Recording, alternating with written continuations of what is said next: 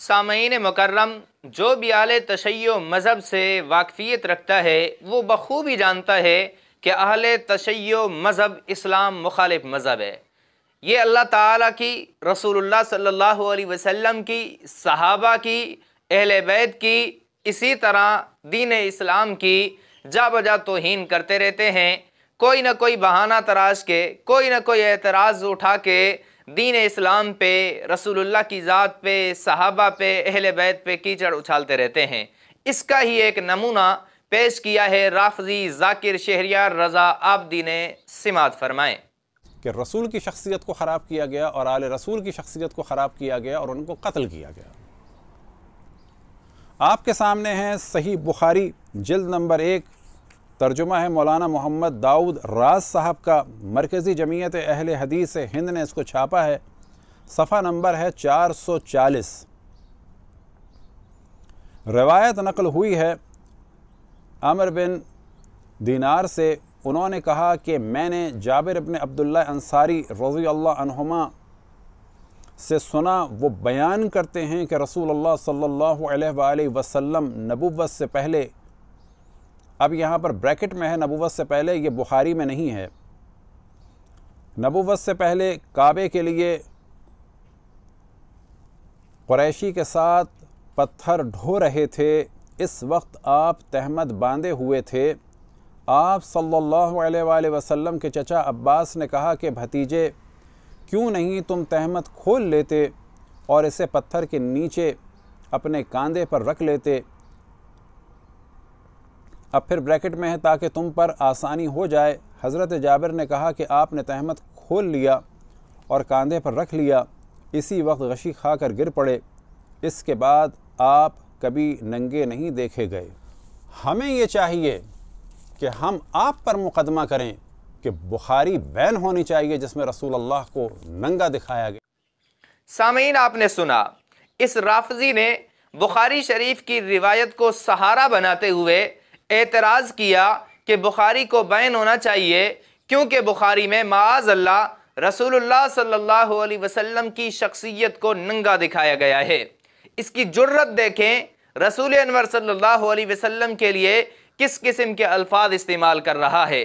اس سے آپ بخوبی اندازہ لگا سکتے ہیں کہ ان کے دلوں کے اندر دین اسلام کی کتنی عداوت، دشمنی اور بغض بھرا ہوا ہے۔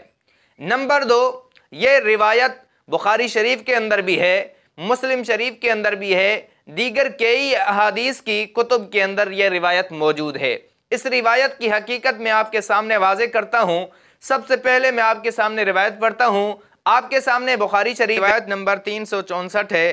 حضرت جابر بن عبداللہ رضی اللہ تعالیٰ عنہ راوی ہیں، کہتے ہیں یحدث ان رسول اللہ صلی اللہ علیہ وسلم، حضور کا واقعہ بیان کرتے ہیں، کان ینقل معهم الحجارۃ للکعبہ وعلیہ ازارہ، آپ علیہ الصلوۃ والسلام کعبۃ اللہ کی بنا کے لیے پتھر اٹھوا رہے تھے، آپ تہبند باندھے ہوئے تھے۔ وقال لہ العباس عمہ، آپ کے چچا حضرت عباس نے آپ کو کہا، یا ابن اخی لو حللت ازارک، اے بتیجے اگر آپ تہبند اتار کے فجعلتہ علی منکبیک دون الحجارہ، کہ پتھر کی جگہ اگر اپنے کندھے پر اس تہبند کو رکھ لیں تاکہ پتھر کا بوجھ آپ پر نہ ہو، قالا فحلہ فجعلہ علی منکبیہ، آپ علیہ السلام نے اس طرح کرنا چاہا، فسقط مغشیا علیہ، آپ علیہ السلام غشی کھا کر گر گئے، فما روی بعد ذلک عریانا، اس کے بعد آپ علیہ السلام کو کبھی بھی عریانی کی حالت میں نہیں دیکھا گیا۔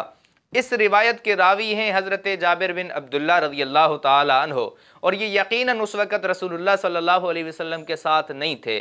انہوں نے یہ واقعہ یا تو حضرت عباس رضی اللہ تعالیٰ عنہ یا خود رسول اللہ صلی اللہ علیہ وسلم سے سنا ہے، اس کے بعد بیان کیا ہے۔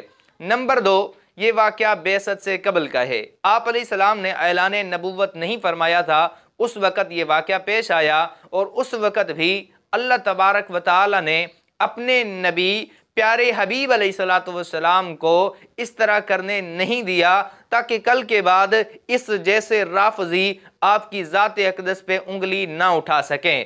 نمبر 4، آپ علیہ السلام نے یہ کرنا چاہا بھی تو اپنے ارادے سے نہیں، اپنی چاہت اور پسند سے نہیں، حضرت عباس جو رسول اللہ صلی اللہ علیہ وسلم کے بڑے تھے اور چچا تھے، ان کے کہنے پر ایسا کرنا چاہا۔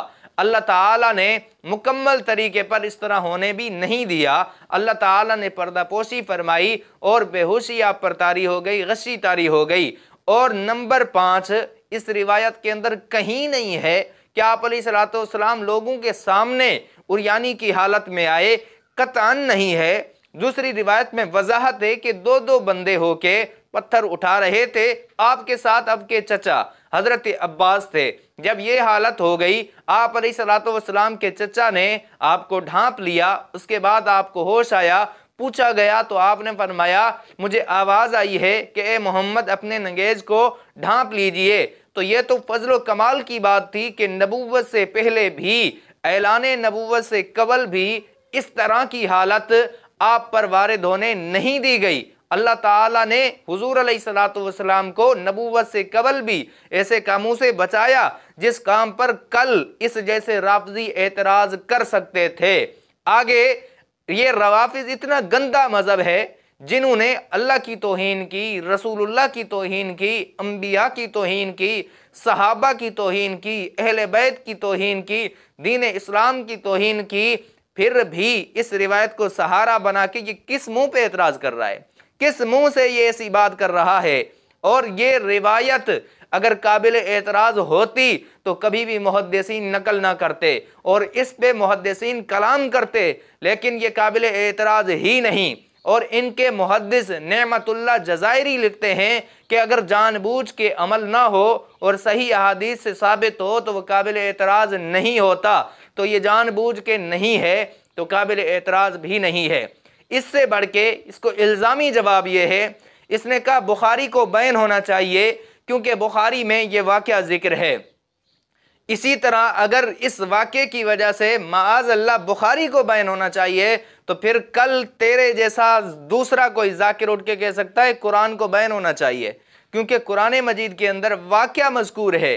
اللہ تعالیٰ نے جب حضرت آدم علیہ السلام کو ان کی اہلیہ حضرت حوا علیہ السلام کے ساتھ جنت سے نکالا تو اس وقت ان کے کپڑے اتار لیے گئے تھے اور وہ درختوں کے پتوں سے اپنے آپ کو ڈھانپ رہے تھے۔ معاذ اللہ کل کوئی ذاکر کہہ سکتا ہے قرآن کو بین ہونا چاہیے، کیونکہ اس میں حضرت آدم علیہ السلام، حضرت حوا علیہ السلام کے ننگے ہونے کا ذکر ہے، تو کیا معاذ اللہ اس کی بات مان کے قرآن مجید کو بین کر لیا جائے گا؟ جو ان کو تم جواب دو گے تو یہی تمہیں جواب ہے۔ لیکن یاد رکھیں ان کا مقصد کوئی دین کا دفاع نہیں ہے، ان کے دل میں کوئی رسول اللہ کی عزت نہیں ہے، رسول اللہ کی فکر نہیں ہے، دین اسلام کے تحفظ کی بات ان کے دل میں نہیں ہے، ان کے دل میں فقط بغض ہے صحابہ کرام کا، دین اسلام کا۔ تو محافظین دین اسلام پہ یہ بہانے تراش کے اعتراض کرتے رہتے ہیں تاکہ ان کو لوگوں کی نظروں میں بدنام کر سکیں اور لوگ ان سے ٹوٹ جائیں۔ جیسے ٹوٹیں گے، جیسے ان کا رشتہ تعلق ختم ہوگا تو یہ آہستہ آہستہ دین اسلام سے بیزار ہو جائیں گے۔ لیکن اللہ تعالیٰ کا فرمان ہے قُلْ جَاءَ الْحَقُّ وَزَهَقَ الْبَاطِلُ إِنَّ الْبَاطِلَ كَانَ زَهُوقًا۔ حبیب آپ اپنی امت کو فرما دیجئے حق آتا ہے باطل بھاگتا ہے، باطل کی شان یہی ہے، باطل کے لائق یہی ہے کہ وہ بھاگتا پھرے۔ اس طرح انشاءاللہ یہ روافض بھاگتے پھریں گے، ان کو کبھی بھی کامیاب ہونے نہیں دیا جائے گا۔